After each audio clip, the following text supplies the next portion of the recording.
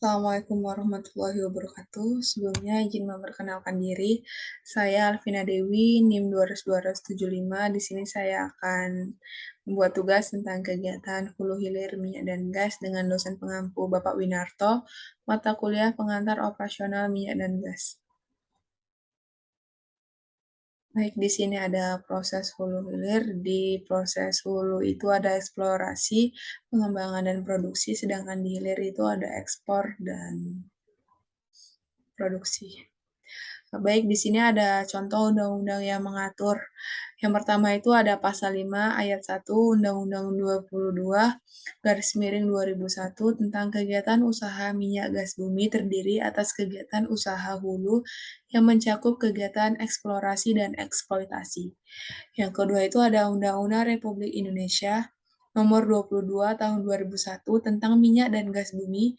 Dan yang terakhir, yang ketiga itu ada Peraturan Presiden Republik Indonesia Nomor 9 Tahun 2013 tentang penyelenggaraan pengelolaan kegiatan usaha hulu minyak dan gas bumi. Kegiatan hulu migas. Kegiatan eksplorasi merupakan kegiatan pencarian cadangan hidrokarbon dan kegiatan eksploitasi merupakan kegiatan memproduksi hidrokarbon. Tujuan dari produksi adalah memindahkan hidrokarbon dari dalam bumi ke permukaan bumi. Sedangkan kegiatan pengolahan merupakan mengelola hidrokarbon yang didapat dari kegiatan eksplorasi untuk menjadikan barang yang siap konsumsi seperti LPG, premium, solar, pertamax, dan sebagainya. Di kegiatan hulu sendiri itu ada eksplorasi dan eksploitasi.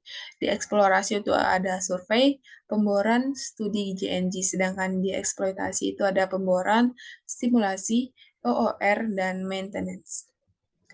Di eksplorasi itu ada beberapa tahap. Yang pertama itu ada studi pengumpulan, tahap kedua itu ada pengumpulan data, tahap ketiga itu ada evaluasi data dari pekerjaan tahap 2, yang keempat itu ada studi detail, yang kelima ada perencanaan pengeboran eksplorasi, yang keenam itu ada pengeboran eksplorasi, dan yang terakhir yang ketujuh itu ada evaluasi hasil pengeboran. Baik, selanjutnya yaitu ada hilir migas. Contoh undang-undang yang mengatur di hilir migas itu adalah Peraturan Pemerintah Republik Indonesia Nomor 36 Tahun 2004 tentang kegiatan usaha hilir minyak bumi.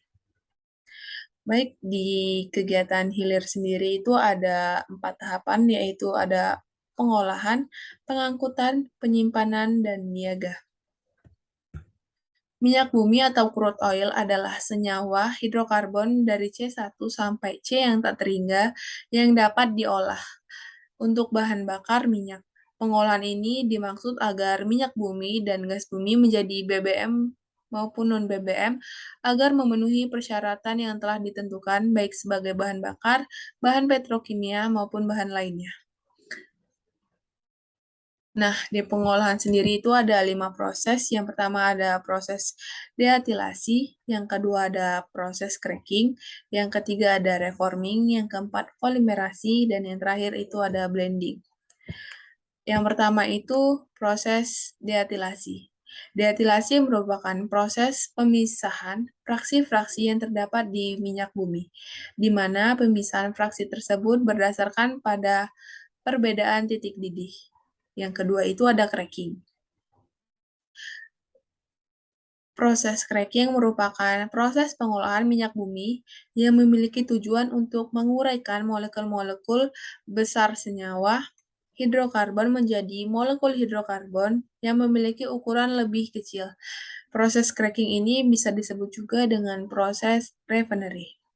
Yang ketiga itu ada proses reforming, merupakan proses pengubah struktur pada molekul fraksi yang mutunya buruk menjadi molekul fraksi yang mutunya akan jauh lebih baik.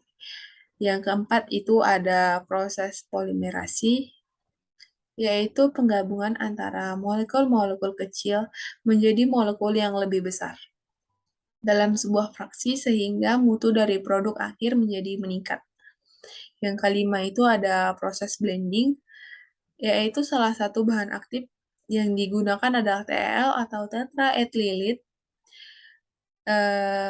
TEL itu sendiri merupakan bahan aditif yang digunakan untuk menaikkan bilangan oktan bensin. Setelah melalui proses ini, maka hasil dari pengolahan minyak bumi mutunya menjadi lebih baik dan menjadi bahan yang siap pakai.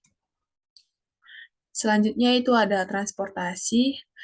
Proses transportasi migas adalah proses pemindahan atau pengiriman migas dari produsen baik yang sudah diolah maupun masih yang mentah.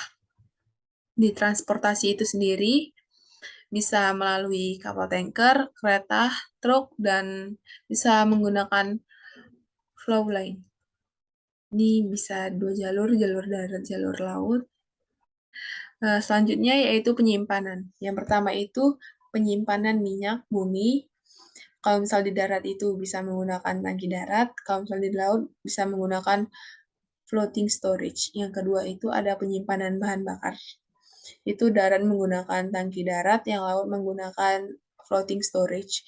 Yang ketiga itu penyimpanan LPG, CNG, LNG, atau BBG. Di darat itu menggunakan tangki darat, di laut itu menggunakan floating storage. Yang keempat itu penyimpanan hasil olahan. Darat itu menggunakan tangki storage, yang di laut itu menggunakan floating storage. Nah, yang kelima yang terakhir itu adalah penyimpanan LPG dengan fasilitas floating plants atau SPB.